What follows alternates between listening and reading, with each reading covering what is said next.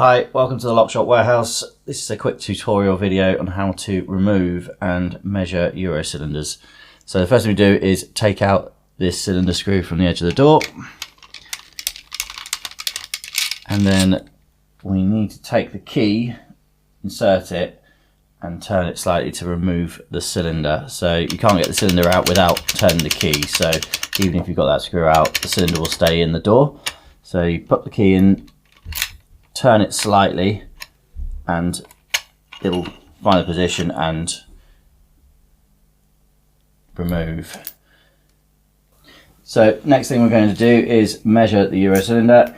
So we measure from one end of the cylinder to the middle of the fixing screw and then the other end to the fixing screw. They can be offset, they can be longer one side than the other. So measure up that to the middle of the screw is 35mm.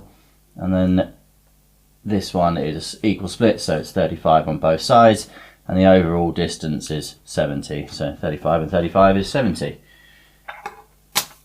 So when you're replacing the cylinder, I'm going to replace it with a longer version so you can see how to measure it if you have too much Euro cylinder sticking out from the door.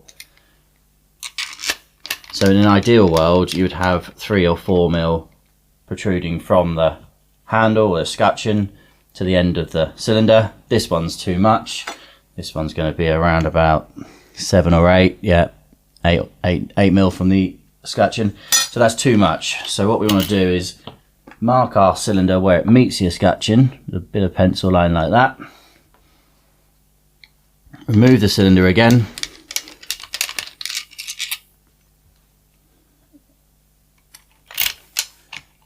Remove the cylinder. And then instead of measuring to the end of the cylinder, we're just going to measure to the pencil line, which will give us an exact dimension to the edge of the escutcheon. So this one in an ideal world would be 32mm, but most cylinders start at 35. So we'd round that up to a 35mm, and that would give you 2 or 3mm sticking out from the escutcheon, which is perfect.